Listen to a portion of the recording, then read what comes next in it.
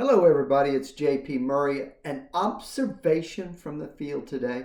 Hey, I've reflected on some of our consulting projects over the last year, and I want to give you some advice on how to implement those kinds of programs because I tell you what, I've learned a lot from my colleague Joe Bates, and he's done a great job on consulting projects and how we implement them, and frankly, having happy customers at the end of the game.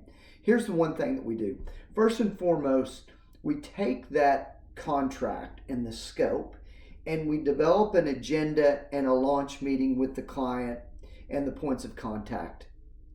Then we develop a timeline after that launch meeting, talks about all the benchmarks that we're going to have and when we're going to deliver them and what information we need from the client to implement.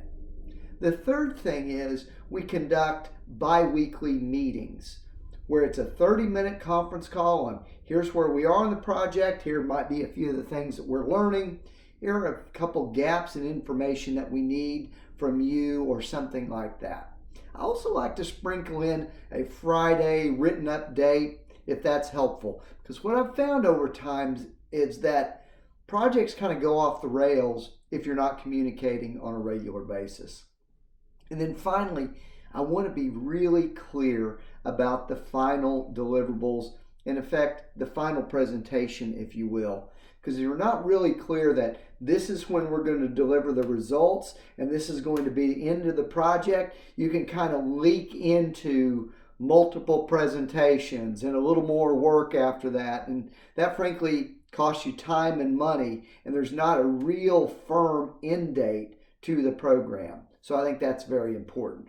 And also think about if they want more of that kind of work, it's fine. You're just going to need to charge them for additional presentations to other shareholder groups or boards of directors or staff members. I hope these items are helpful for you and these observations really work when you do your own work. Best wishes. Bye-bye.